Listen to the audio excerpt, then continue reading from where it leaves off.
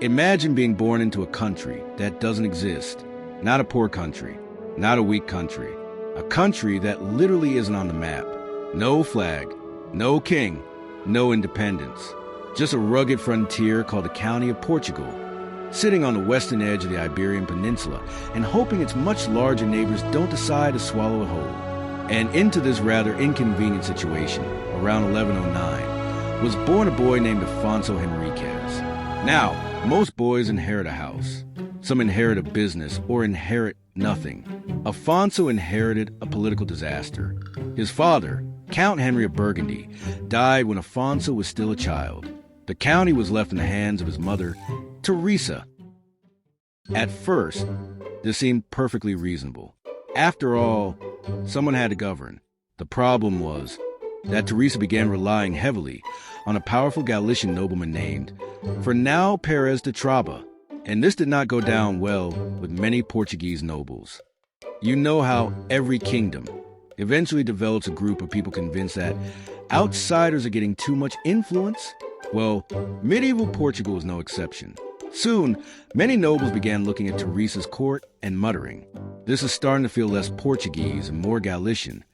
And somewhere in the middle of all this political tension was young Afonso, watching, learning, growing up, and probably discovering that family dinners were becoming increasingly awkward.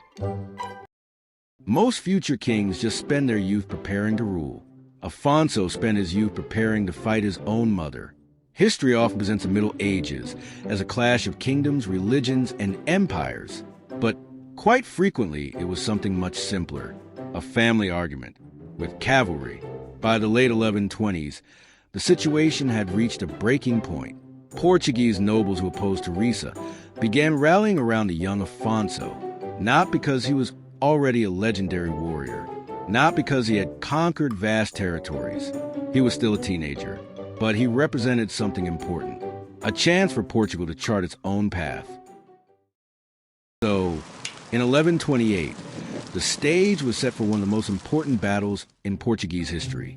Not against the Moors, not against Leon, not against Castile, against his own mother. Ladies and gentlemen, welcome to the Battle of São Mamede, the battle that would change Portugal forever. The Battle of São Mamede took place on June 24th, 1128. Now, when historians describe medieval battles, they often use grand words like campaign, strategy, and political realignment. But if we're being honest, this was essentially a teenage prince gathering supporters and saying, "I think my mother is running the county badly," and then bringing an army to support the argument. On one side stood Teresa and her allies, including the powerful Galician nobles who had become increasingly influential in Portuguese affairs. On the other stood Afonso and a growing coalition of Portuguese nobles who believed the county should be governed independently of Galician interests. The clash took place near Guimarães. Today, it is remembered as one of the foundational moments of Portugal. At the time, however, nobody knew that.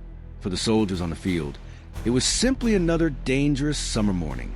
The dust, the banners, the nervous anticipation before battle. They were fellow Christians. And then the fighting began. The details of the battle itself are not perfectly known. Medieval chroniclers were often far more interested in telling us who won than in providing a detailed tactical analysis. They had a tendency to write history, a bit like someone describing a football match by saying, "Our side was glorious. Their side was defeated." The end. What we do know is this: Afonso won, decisively. Teresa's faction collapsed. The young prince emerged victorious. And with that victory, the balance of power in the County of Portugal changed forever. His mother was effectively removed from power.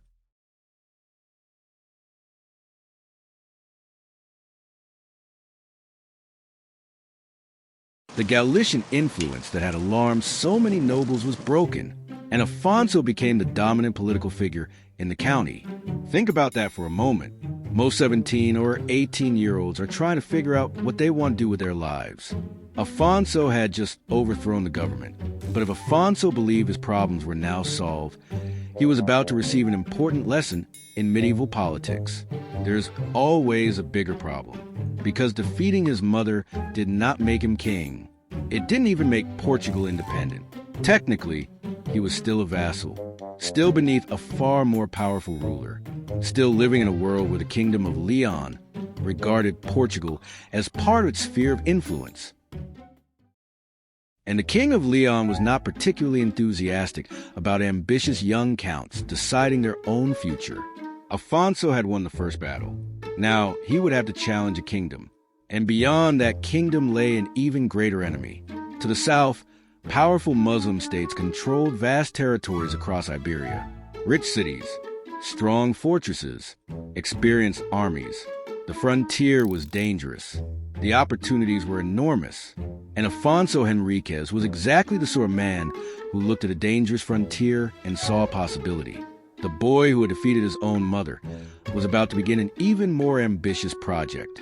He wasn't just going to rule Portugal. He was going to try to create it.